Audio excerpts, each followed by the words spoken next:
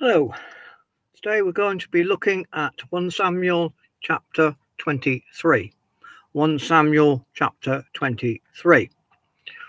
David, the leader. So if you had take an opportunity to read that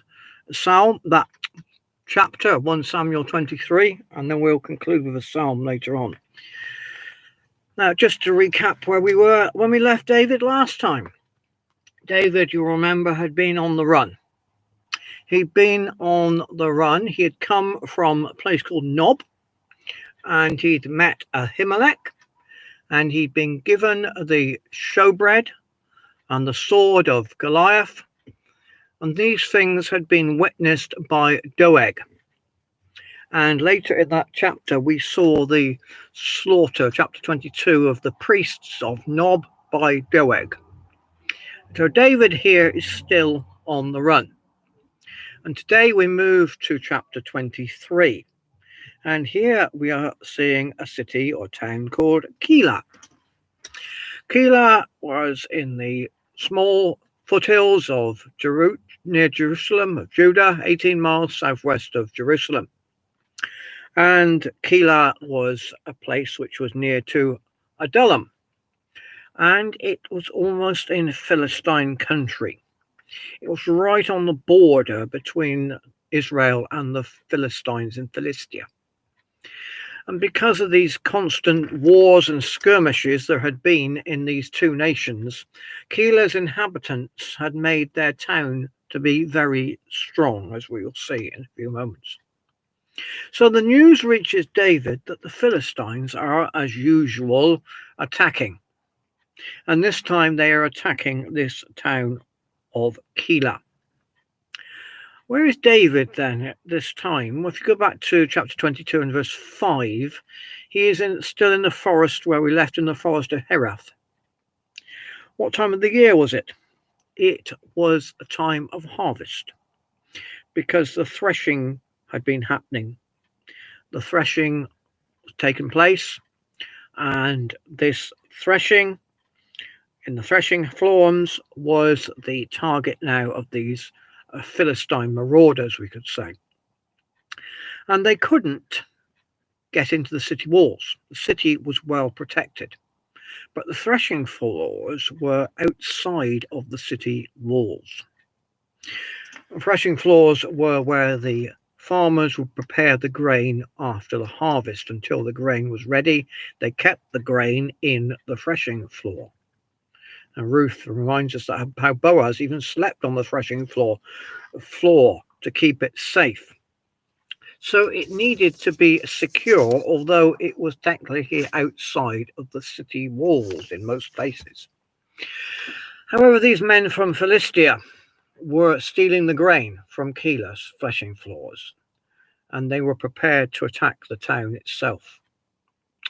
You can almost, in your mind's eye, can't you, think of the people of the city. They're working hard, bringing in all this grain. They're bringing in the harvest. But then lurking in the background are the Philistines. Perhaps they sent some spies to watch, to report back that the harvest is now being gathered in. And they say to themselves, let's go and attack. Let's burn down the threshing store. Then we'll see what happens in this city of Keilah.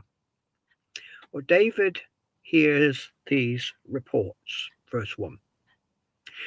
David, as the leader, as the appointed king, cannot stand by and realize it is himself that something needs to be done.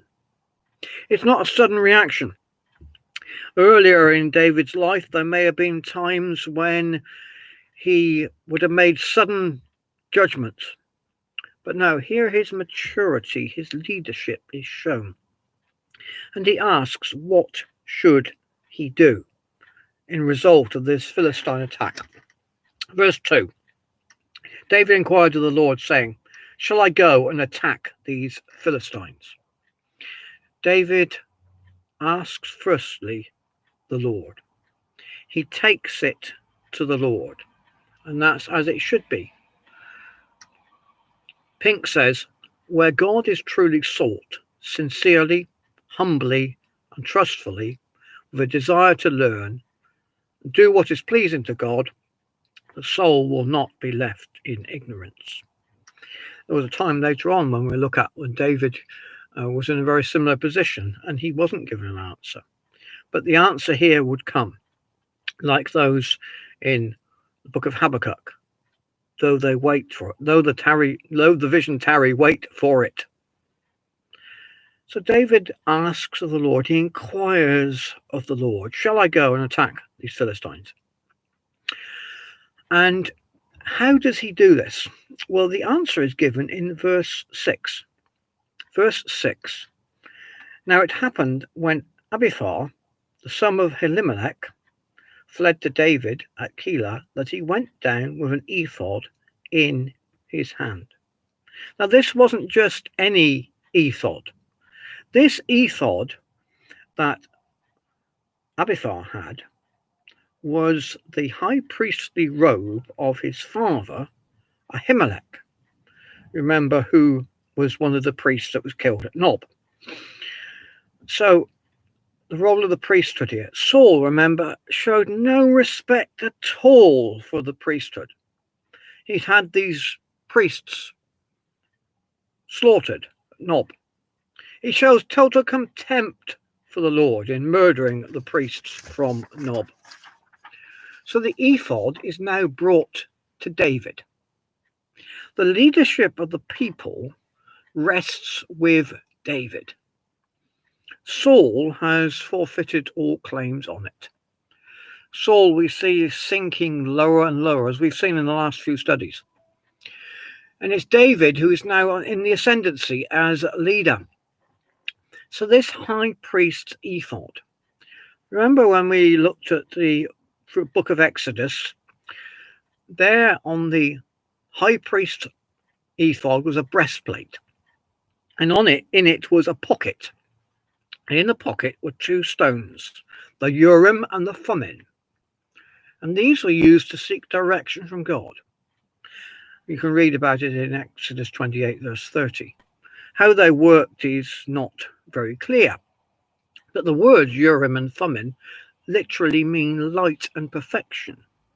So it's possible that the light shone through one of the stones to give an answer. So David is given this answer. The Lord said to David, go and attack the Philistines and save Keilah. So he's been given an answer. But still, that doesn't mean action immediately on David's part.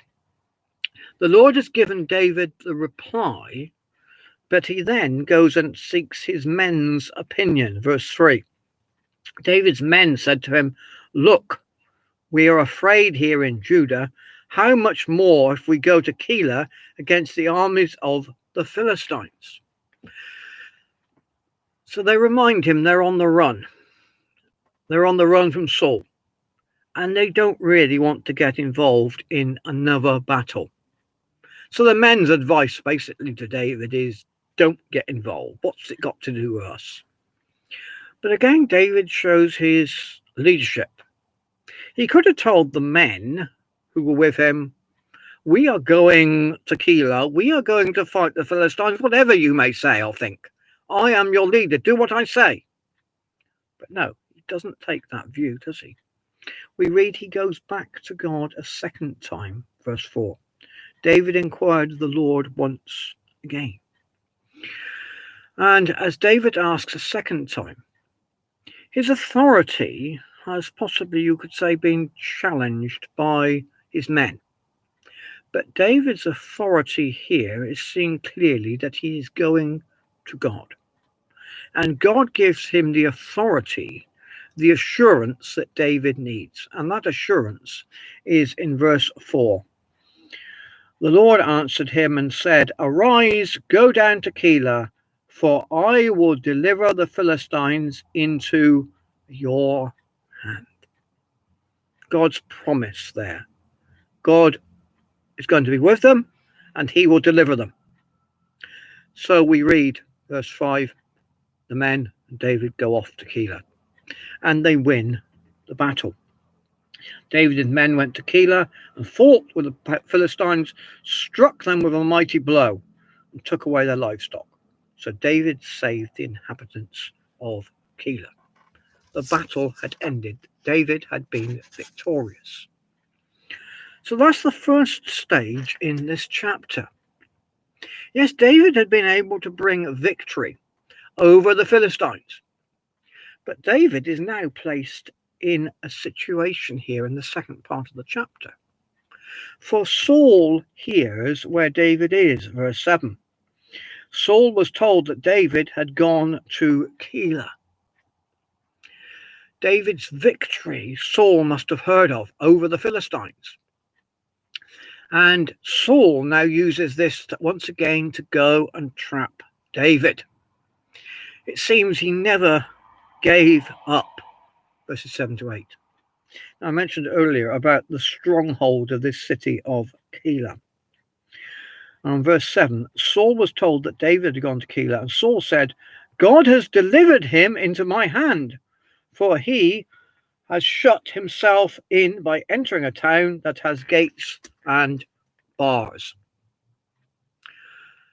Gates and bars. Literally, that phrase there means two doors or a pair of doors with a bar across the back of the door, one gateway in and out of the city, one pair of doors, and one bar to strengthen the gates. So those inside the city were secure, but they're also prone to being in a siege situation. Now think of your history, the number of times that you hear about people being sieged in castles. The enemy surrounds the castle or the town, and when the food runs out, then those who are in have to give in. They have to surrender because they run out of food. The food cannot get in. So David's men here are trapped with him in Keilah. So who is David's confidence in? What's his strength in? Well, it's not in the strength of the city walls, and it's not in the strength of his fighting men. What does David do in this situation? He shows a concern for the city. He wants to spare the city. God has delivered him into my hand, for he has himself entered a town with gates and bars. We read Saul said. But David says in verse 10, your servant has certainly heard that Saul seeks to come to Keilah to destroy the city for my sake. David realized that the city was under threat. The city could be surrounded, and those in the city could be killed because David was in the midst of them in the city. It's on his account the city may be destroyed. So what does he do? Again, he follows the pattern that he's already done, and he calls for Abiathar and the ephod with the Urim and the Thummim. And verse 10, David uses those words as a prayer. O Lord God of Israel. He begins there. It begins with reverence. And it also begins with the phraseology of speaking of God in his covenant title, the Lord God of Israel. And David brings this problem to the Lord. Saul knows where David is. And so David seeks the guidance of the Lord for two questions. He asks, will Saul come to Keilah? And will the men of Keilah betray David? And then at the end of his prayer, he says, O Lord God of Israel, I pray, tell your servant. Tell me, I pray. And he is now given the answer. The end of verse 11, the Lord said, he will come down. David said, will the men of Keilah deliver me and turn my men into the hands of Saul? The Lord said, they will deliver you, or they will betray you. Yes, he will come. He will come to Keilah. So verse 13, we see that David now leaves the city.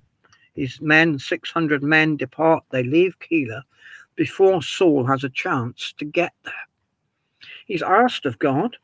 He's received an answer, and so he leaves.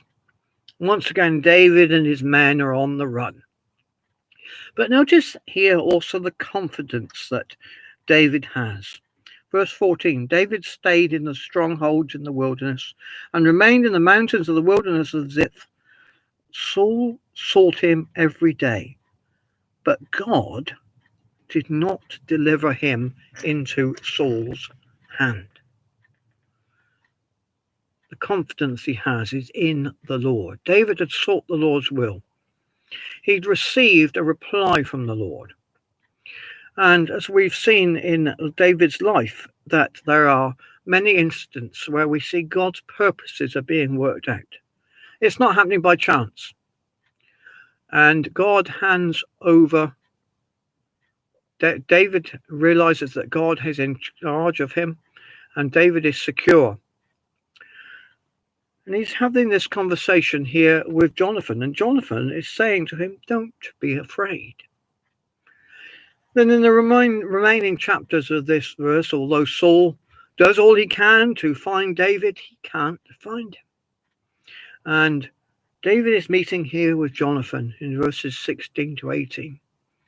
Saul knows in his own heart that David will become king. And Jonathan thinks that he will see that day when David is recognized as king. But he didn't. He died before them. And then in the final verses of the chapter, Saul is again catching up with David, verses 24 down to 26. But this time, God uses the Philistines to stop Saul. News comes in verse 27 when David and Saul are on opposite sides of the valley. But in verse 27, we see that news of the Philistine invasion has come, and Saul temporarily stops seeking David and has to go off and deal with the Philistines. So what do we then learn from this passage this evening? Firstly, God is continuing to prepare David for that ultimate place of kingship. David shows the importance of placing God first in all situations, and that he needs to call on God. He needs to seek direction from God. At times when his men challenge David's decision, but David goes back to God. He goes back to the source himself. Time when Saul threatens him, David looks up to God. So it's been said, a person with a heart for God will always seek his will in all things small and great. So we've seen here this evening leadership qualities in David. At your leisure, read Psalm 54. And Psalm 54 is a psalm that was penned at this time. And this Psalm 54, as you read through it, David is in trouble. And this is one of those psalms which is called the Trouble and Trust Psalm, where we see the trouble coming first of all. The trouble is mentioned, but then there's also the trust in God. So read through Psalm 54. Bye for now.